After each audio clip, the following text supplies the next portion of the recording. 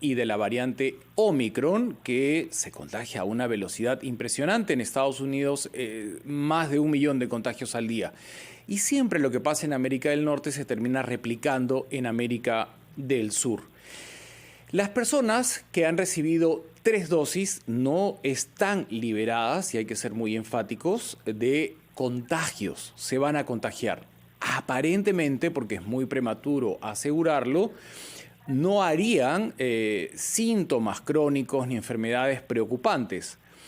En ese sentido, la pregunta es, los que tienen 3 dosis y en el hipotético caso se infecten de Omicron, que vemos cada vez más casos en nuestro país, ¿están liberados de ir a un hospital? ¿Se van a enfermar a un nivel de manera que en casa pueden superar la infección? ¿O necesariamente algunos, a pesar de las 3 dosis, van a tener que hospitalizarse? Claro, en realidad, pues cuando se evalúa la eficacia de una dosis de refuerzo en pacientes que se infectan por Omicron, lo que se está viendo pues es que la mayoría de personas tienen síntomas leves, pero eso no descarta de que algunas personas, bajo ciertas condiciones, puedan hacer formas severas y tengan que requieran ir a un hospital, requieran oxígeno e incluso requieran terapia intensiva. Entonces, en realidad, la vacunación lo que hace es disminuir la probabilidad de que pasen estos eventos, pero aún así podrían pasar, y es por eso que el continuar con las medidas de bioseguridad, como el uso de mascarillas, como el distanciamiento y lugares ventilados, sigue siendo una medida que acompaña la vacunación, no puede descartarse por el hecho de estar vacunado. ¿Qué personas que han recibido ya las 3 dosis podrían incurrir en síntomas graves y necesitar oxígeno? Quizás las de comorbilidad, quizás los adultos mayores, o le puede pasar a cualquiera. Casi siempre, pues, las personas más afectadas que a pesar de la vacunación pueden hacer estos cuadros son aquellas personas que tienen alguna alteración inmunitaria que hace que no produzcan los suficientes anticuerpos. Y aquí siempre, pues, juegan un rol importante los adultos mayores o las personas que tienen alguna enfermedad que de fondo los inmunosuprimos.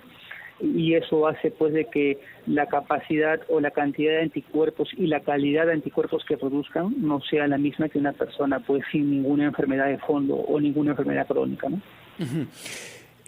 Omicron, la variante Omicron, nace en Sudáfrica, como muchos sabemos, y ahí ya se han hecho estudios preliminares en 90 pacientes infectados con Omicron, que han sido vacunados en 3 ocasiones, por Pfizer y otro laboratorio. Y los estudios preliminares hechos en Sudáfrica arrojan que los glóbulos blancos realmente no permiten que se desarrolle una enfermedad. ¿Cuántos estudios más se tendrían que hacer, además del de Sudáfrica, el de Estados Unidos y el de Holanda, para confirmar que con 3 dosis una persona que no tiene comorbilidad no va a infectar gravemente? ¿Cuánto tiempo toma más hacer estos estudios? Bueno, en este momento lo que tenemos son estudios de eficacia en laboratorio, ¿no? Que son estudios cortos que lo que hacen es medir la capacidad de neutralización, pero son estudios en laboratorio o grupos con poblaciones pequeñas. En realidad, los estudios que definen realmente cuál es la eficacia de la vacunación con 3 dosis para Omicron van a ser los estudios de efectividad. Y estos pues requieren más tiempo de seguimiento, probablemente 2 a 3 meses de seguimiento para ver si durante todo ese evento hay una protección. Estos estudios se están realizando actualmente pues en los países en donde ya la variante Omicron es predominante. Reino Unido, Estados Unidos, Europa tiene una ola muy intensa con esta variante y ahí ya se están haciendo esos estudios para poder determinar si las 3 dosis pues tienen una efectividad mejor y en cuánto comparado con 2 dosis, ¿no? Nos han explicado ustedes y también los biólogos y los epidemiólogos la importancia de tener en muy buen nivel los linfocitos en nuestro organismo, los glóbulos blancos, que son los que batallan contra los virus y sus variantes. Queremos reflexionar con usted acerca de una buena alimentación. Más allá de las 3 dosis, ¿existe alguna dieta que levante los glóbulos blancos en el organismo de las personas? En realidad esto es un factor, es algo multifactorial, ¿no? Primero, puedes tener una dieta saludable, o sea, no hay un tipo de dieta específica, pero sí se recomienda pues que tenga una dieta adecuada, con la cantidad de proteínas, la cantidad de carbohidratos, la cantidad de vitaminas adecuada, el controlar las enfermedades de fondo, o sea, si uno es diabético, tener controlada su diabetes, si uno es hipertenso, tener controlada la hipertensión, y lo otro pues es la actividad física, que definitivamente pues genera, principalmente la cardiovascular, una mejora en toda la vasculatura del cuerpo, y eso hace pues de que pueda haber una mejor tolerancia. Ahora estos cambios son a largo plazo, pero se indica pues de que una vida saludable también promueve un mejor sistema inmunológico, ¿no? Si tuviésemos los glóbulos blancos por debajo de los niveles normales y bajan los linfocitos, ¿es silencioso o la persona empieza a percatarse de que algo no está funcionando bien en su organismo ante la baja de estos importantísimos glóbulos blancos que nos están ayudando a eliminar al virus y sus variantes? Yo le rogaría que permanezca con nosotros porque tengo que irme a un brevísimo receso, y adicionalmente a este tema queremos hablar también de la vacuna de refuerzo en los jovencitos, en los adolescentes. En Estados Unidos ya se aprobó la tercera dosis para adolescentes entre 12 y 15 años. ¿Qué va a pasar en nuestro país? Regresamos con el doctor Medina, de la Oficina de Epidemiología del Hospital Cayetano Heredia. Le habíamos planteado, antes de irnos a la pausa, si las personas que tienen una baja de linfocitos en su organismo, una pérdida de glóbulos blancos por alguna razón, presentan síntomas o esto es asintomático. Eso es sintomático. Cada uno no siente esta alteración hasta que... Los glóbulos blancos son el sistema de defensa del cuerpo, el primer sistema de defensa. Entonces, cuando estos disminuyen por algún motivo, o por alguna condición, te hace más susceptible a los eventos adversos externos, y en este caso, pues los gérmenes que podrían ingresar al cuerpo y causar enfermedades. Entonces, mayormente una manifestación de esto pueden ser pues enfermedades más persistentes o más riesgo de hacer cierto tipo de infecciones, ¿no? Y en este tipo pues hay, para cada tipo de inmunidad que desarrollamos, inmunidad celular, inmunidad humoral, hay tipos específicos de agentes bacterianos, virales, hongos que pueden causar infección, ¿no? En este caso pues mayormente las personas que tienen este sistema disminuido pueden tener mayor riesgo de hacer infecciones y que estas puedan ser más severas, ¿no? Uh-huh. En Estados Unidos se han registrado más de 1 millón de contagios por día, en la mayoría de casos, con la variante Omicron. Por lo tanto, las medidas de bioseguridad se vuelven más severas. Entre otras medidas, ya se decidió que los adolescentes entre 12 y 15 años reciban una tercera dosis. ¿Qué posibilidades hay de que eso se replique en América del Sur? Bueno, en realidad ya se está replicando, incluso hay varios países, Chile por ejemplo está vacunando, ya va a comenzar probablemente con una cuarta dosis para personas inmunosuprimidas, ya está con terceras dosis, Argentina igual. Esta evidencia de una tercera dosis en personas mayores de 12 años ya es una evidencia que incluso está publicada. Hay algunos estudios en Israel en donde ya personas mayores de 12 años vienen recibiendo una dosis de refuerzo incluso desde finales de agosto del año pasado, ¿no? Y esta evidencia se ha ido recolectando, se ha ido viendo que esta dosis adicional no genera más efectos adversos en esta población, que es mayormente el miedo que puede haber de que pueda generar mayores efectos adversos, y que te protege contra variantes nuevas. Esto en el contexto de que es un grupo que se está pensando en que regrese a clases y que en otros países ya están en clases presenciales, y dado de que esta variante pues aparentemente tiene que recibir una dosis adicional para poder tener una mayor protección, entonces pues esta tercera dosis creo yo va a ser una realidad que se va a ver a corto plazo una vez de que la FDA lo aprobó, que ya lo aprobó, y que la CDC también lo apruebe, ¿no? Uh-huh. Quizás en el transporte público un estudiante se contagia, sea escolar o universitario estamos preparándonos para la semipresencialidad. Si un escolar da positivo, ¿qué se debe hacer dentro de esta aula donde compartía espacio con otros compañeros? ¿A él se le aísla? ¿A los otros compañeros también se le debe tomar una suerte de cuarentena preventiva? ¿Qué sugeriría en el caso de dar positivo un estudiante dentro de un aula que, a pesar de que el aforo es menor, existe posibilidad de contagio? Creo que en este caso lo más eficaz es prevenir eso, no solamente con la vacuna. Primero que tiene que ser la vacunación en este grupo etario. Lo segundo tiene que ser mantener las medidas de bioseguridad dentro y fuera del aula, ¿no? Y para eso tiene que haber pues una evaluación de estos grupos para que pueda pues evitar de que puedan pues romper estas medidas. Y si uno es positivo, básicamente pues lo siguiente va a ser evaluar al resto de alumnos que están dentro de ese aula para ver si alguno viene desarrollando síntomas, que posiblemente los vaya a ver, posiblemente vaya a haber personas contagiadas que se contagian dentro del colegio o fuera del colegio, ¿no?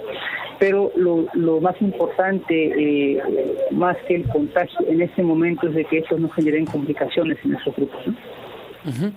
Y en el caso de los menores, inclusive de 12 años, que hay vacunas también, y en Estados Unidos algunas familias, dado que es voluntario, han decidido vacunar a los pequeños para mandarlos a las aulas. Si alguna familia nos está escuchando y tiene la posibilidad de vacunar a ese pequeño de la casa, pero todavía está con temores, inseguridades, sería oportuno que con la información que usted maneja tratemos de despejar los temores que validamos, ¿no? Es un niño, tiene 5 años, su organismo está en desarrollo, algunos padres prefieren no hacerlo. Pero sería oportuno escucharlo, insisto, señor Medina, con relación a los pequeñitos. Sí, en realidad a los padres de niños de 5 a más años, comunicarles que la vacunación, en realidad los efectos negativos que puede causar, los efectos adversos que pueden causar son mínimos, que han sido estudiados en estos grupos ya, que muchos países ya lo vienen haciendo, y que cada vez está juntando más evidencia que en realidad la vacunación en niños no genera eventos adversos severos, y que muestra pues una buena eficacia para que puedan enfrentar a la pandemia, ¿no? Es cierto que los niños tienen pues menor riesgo de hacer formas complicadas, pero sigue estando ese riesgo. O sea, nuestro país en este momento no es un país que esté preparado para una ola de eventos complicados en la edad pediátrica, y eso hace muy importante poder implementar la vacunación en este grupo etario para justamente prevenir que ese porcentaje de niños que pueden hacer formas complicadas no lo hagan. Uh-huh. Ahora, nos estamos preparando, esperemos que sea así, vamos a hacer un recorrido por las distintas regiones para que los colegios estén perfectos en el retorno a la semipresencialidad. Vamos a tener tercera vacuna para las personas que deseen hacerlo y la reacción ha sido positiva. Los niños también se pueden vacunar, ya está de acuerdo a sus declaraciones, ya lo estudiado por la Organización Mundial de la Salud, que deberían proceder de 5 años para arriba. Pero ¿percibe usted que se le ha puesto el mismo énfasis al tamizaje de los pacientes que son positivos? ¿Percibe usted que van a haber suficientes pruebas moleculares en todos los colegios para identificar a quien esté infectado y es asintomático? ¿Qué importancia tiene identificar a tiempo a un infectado? Definitivamente va a ser muy difícil poder tamizar a todos los niños de todos los colegios y continuar pues el estudio y el tamizaje en toda la población peruana, ¿no? La capacidad logística del laboratorio pues no alcanza pues, a ampliar toda esta cobertura poblacional. Entonces, en estos casos lo que se sugiere es primero dar las medidas de prevención adecuadas, o sea, vacunar, comunicar los beneficios de la vacuna, reforzar el tema de la bioseguridad, adecuar los espacios de los ambientes de las aulas para poder pues, evitar el contagio. Y lo segundo pues, es hacer un seguimiento sintomático de los niños, ¿no? Las personas que están ahí, todo colegio debería tener pues, una evaluación de este tipo de sintomatología que podrían tener los niños para poder determinar si es que alguno lo desarrolla y en ese momento proceder a hacer las pruebas de descarte, ¿no? Definitivamente no se podría hacer pruebas periódicas a los niños para ver si alguno es infectado, porque eso pues lamentablemente sobrepasa la capacidad logística de los laboratorios en el Perú, pero hay otras formas de poder implementar para poder reducir el riesgo de contagio y para poder optimizar la detección temprana de los pacientes que puedan hacer infectados. ¿Cuáles son esas otras opciones para tener un tamizaje eficiente en este retorno a clases y retorno a las universidades? El problema es que hemos visto a adolescentes que no tienen pérdida de olfato, no tienen pérdida del sentido del gusto, no presentan ningún dolor. Y solamente por precaución, porque estuvieron en un grupo, con un grupo de amigos, los padres dicen, bueno, mira, es tu primera salida a la calle, vamos a hacerte la prueba mejor. Y da positivo. Hay, sobre todo adolescentes, que técnicamente el término asintomático les calza perfecto. No tienen absolutamente nada, ni pérdida de apetito, ni congestión nasal, ni ardor en la garganta, nada. Pero son positivos. Entonces, siendo positivos, obviamente, ya sabemos que de persona a persona se pasa rápido. Y si uno no está consciente que es positivo, no basta con tener las 3 vacunas. Hay que tener controles para saber en qué momento nos podríamos haber infectado. Así es, y justamente por eso, justamente porque hay un alto porcentaje de personas que no van a desarrollar síntomas, pero que pueden contagiar, están infectados y siendo asintomáticos, es la importancia de mantener la bioseguridad, el uso de mascarillas, porque esto te protege tanto a ti de contagiarte como de contagiar a otras personas. Entonces, tiene que reforzar este concepto de la bioseguridad tuya y también de la población que te rodea. Y es por eso que, como no podemos hacer pruebas periódicas a todas las personas, ¿no? Y como esas pruebas también tienen un margen de error, porque una prueba que salga negativa no necesariamente te indica de que no tengas el cuadro, podría ser un falso negativo que los asintomáticos es mayor, este porcentaje.